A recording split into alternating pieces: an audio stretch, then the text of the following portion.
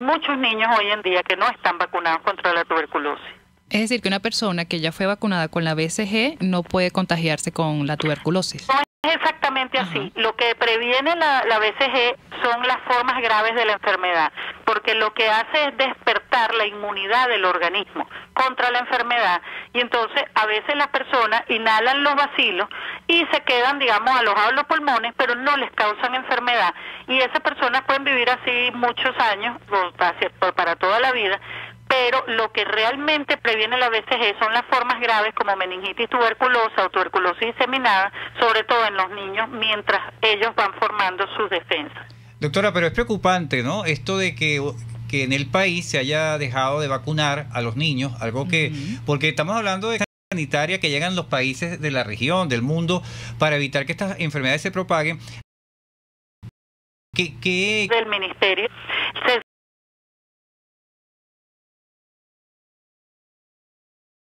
vacunadas o de niños vacunados en ese país. Claro, y resulta la que generación de Venezuela relevo. Las coberturas vacunales son malas. Claro.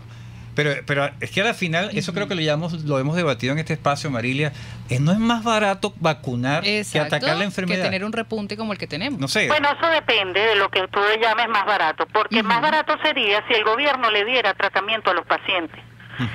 Si tú previenes una enfermedad y los pacientes no se enferman, es más barato que si tú tienes los pacientes hospitalizados por esa enfermedad y tú les das todos los cuidados que necesitan. Pero en el momento no, porque el ministerio o el gobierno o las autoridades sanitarias no le brindan a los pacientes lo que se necesita.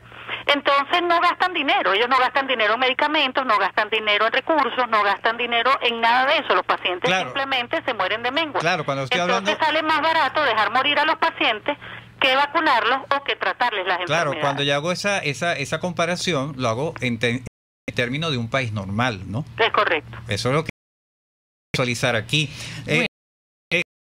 Le pregunto, doctora, estamos hablando con la doctora María Eugenia Landaeta. Secuelas muy importantes para toda la vida.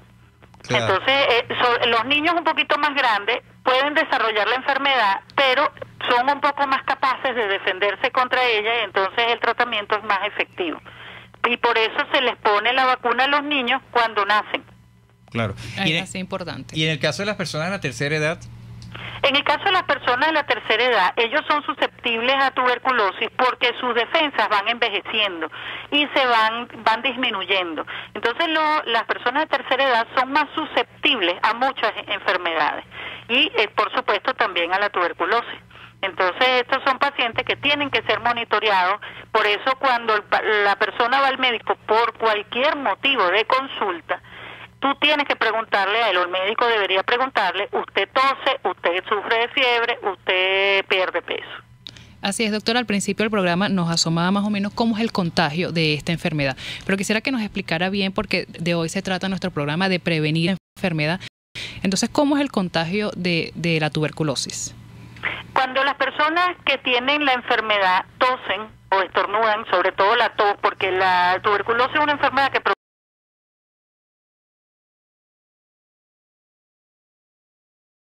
también nos dan pistas de orientación hacia el diagnóstico de tuberculosis.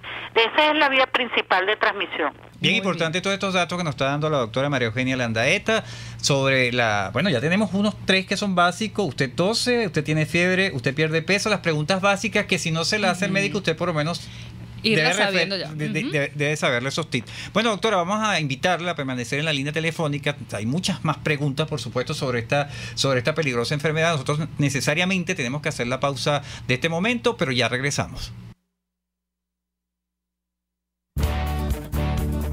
Vemos en breve con más Dosis Alternativa, porque en la gama de posibilidades, usted toma la decisión.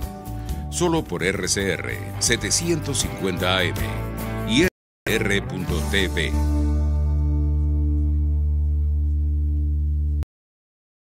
TV, la radio que se ve. En Ávila Gallery tenemos los más hermosos abstractos, Ávilas. O llámanos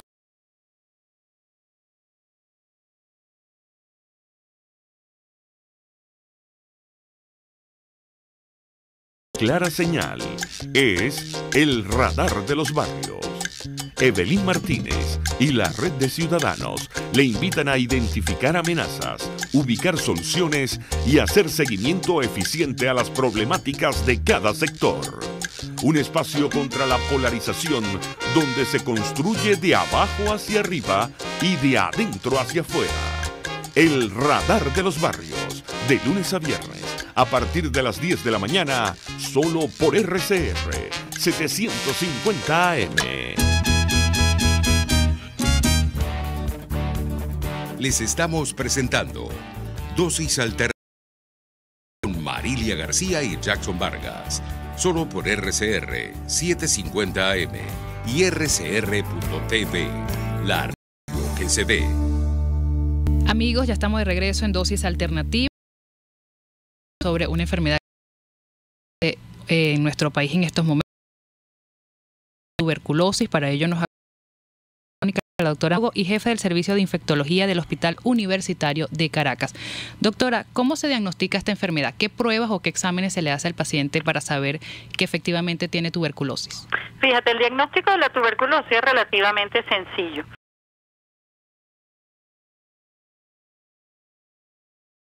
A los laboratorios que tienen la en algunas clínicas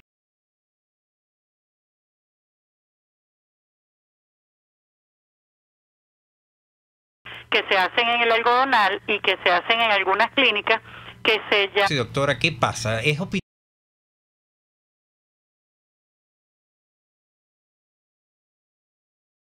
Si la persona, uno lo que hace es que le pone tratamiento y la monitorea por consulta externa.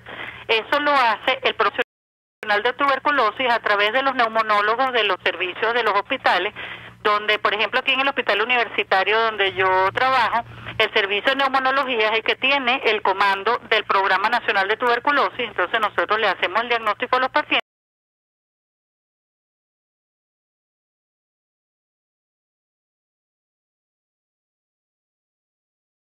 completo a los pacientes, y es un tratamiento que dura aproximadamente 6 meses. A veces con esa persona que está... ¿Cómo debe ser el cuido? El cuido, y en todo caso, esa área donde está la persona, esa área donde va a vivir la persona. Uno se pregunta, ¿debe estar aislada? Los familiares, todo eso. Bueno, fíjate, eso es una pregunta bien interesante, porque a veces los familiares le toman como miedo a los pacientes que tienen el diagnóstico de tuberculosis.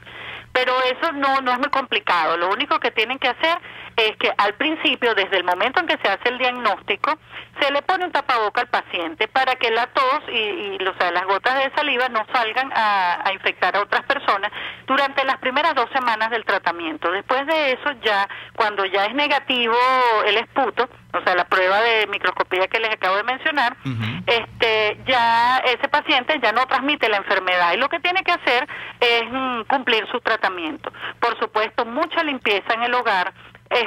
Se le pueden apartar las cosas del paciente, por ejemplo, su toalla, su plato, su cubierto, durante sobre todo las 2 primeras semanas del tratamiento. Y es muy importante que los familiares, las personas que viven con esa persona, tienen que venir al médico a hacerse sus pruebas. Claro, descarte. Porque muy probablemente, como ya han estado en contacto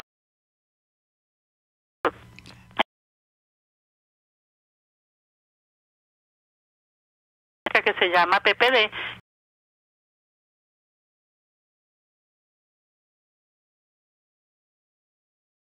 les da tratamiento. ¿Deben de tener alguna dieta, doctora, estos pacientes con tuberculosis? Bueno, no necesariamente. Lo que se les manda son muchas vitaminas, porque las drogas antituberculosas tienen algunos problemas a las personas a tomar un poco de complejo B y algunas otras.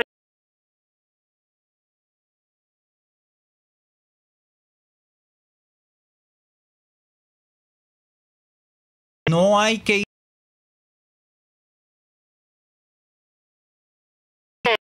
Es un contacto cercano realmente lo que necesitas para la transmisión, ¿no? Y bueno, a menos que sea una persona que viva muy cerca o que pase mucho tiempo dentro de la casa, etcétera. Pero en general lo que se dice es que las personas que viven con el paciente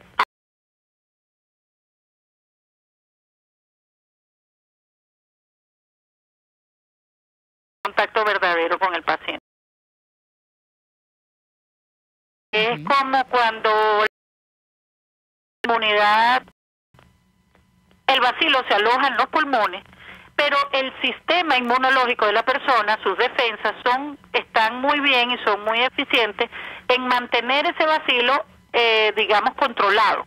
Claro. Ese paciente, esa persona no va a tener la enfermedad mientras su sistema inmunológico esté correcto. Esa persona puede tener una reactivación de la enfermedad en el caso en que, por ejemplo, contraiga VIH o, por ejemplo, defensas bajen por algún motivo, que tenga, por ejemplo, cáncer, diabetes o alguna otra comorbilidad, o después de los 65 años. O sea, bajan el proceso del envejecimiento. También el sistema inmunológico, qué tipo de resistencia tienen. Hay uno que se llama multidroga resistente, otros tuberculosis. Cuando los amarillos quedaban en sanidad, allí certificado de salud.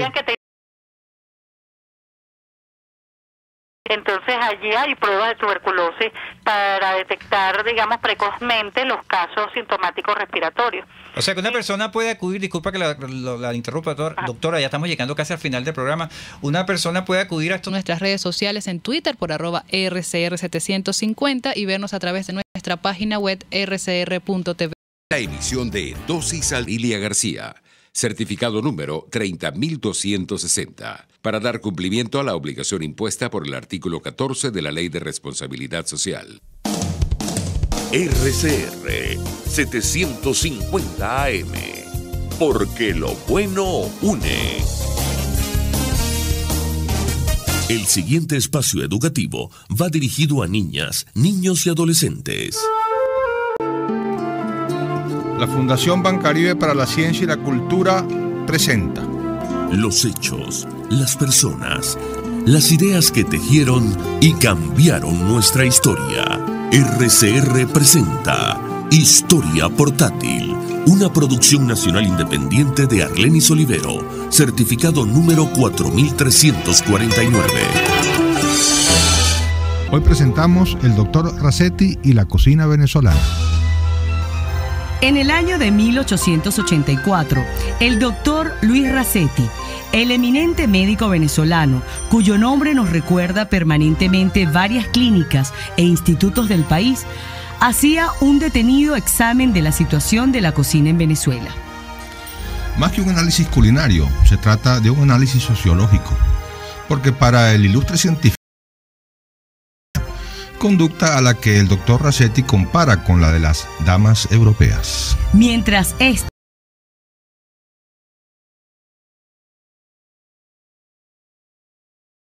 cuando se emplearon en las casas de familia y siguen cocinando de esa manera elemental e insalubre que practicaban en sus pueblos o en sus conucos. Por lo mismo, las amas de casa de Europa se ocupan de que la cocina esté limpia, huela bien, tenga la importancia que debe tener. Mientras que como las de aquí no se dignan pisar una cocina, ese lugar de la casa es sucio, maloliente y está sometido a los hábitos de las ignorantes mujeres que trabajan en él. Pero no es solo de las mujeres que depende la cosa, aunque todo tenga su inicio en ellas. Porque, sigue diciendo Rasetti, mientras en Europa al hecho de comer se le considera importante y placentero, en nuestro país se le considera un mero trámite para mantenerse vivos. En Europa la gente vive para comer, mientras que aquí se come para vivir, o mejor dicho, para no morir de hambre. Por eso se come deprisa y la gente se para de la mesa con el bocado en la boca. No es que la gente tenga mucho que hacer. El mismo hombre que come como si lo estuvieran esperando para llevar a cabo un gran negocio es el que anda buscando cómo matar el tiempo y que al levantarse de la mesa se echa en un mecedor o salen a la calle, casi siempre sin rumbo determinado, nada más que para distraerse del fastidio. De manera que entre la mujer que desprecia la cocina y que no está en condiciones de uso de las señoras venezolanas. El paradigma siempre será europeo, pero Rasetti tiene consideración. No va a abrumar a nuestras matronas con prescripciones de la exigente cocina francesa. La cocina italiana es más fácil, está más a nuestro alcance y adoptarla serviría igual para corregir ese desdén con el que nuestras mujeres miran las cosas de la cocina. Tal vez el doctor Rasetti fuera un cascarrabias que todo lo veía negro y las cocinas de las casas venezolanas no fueran esos antros de suciedad y malos olores que el doctor nos describe.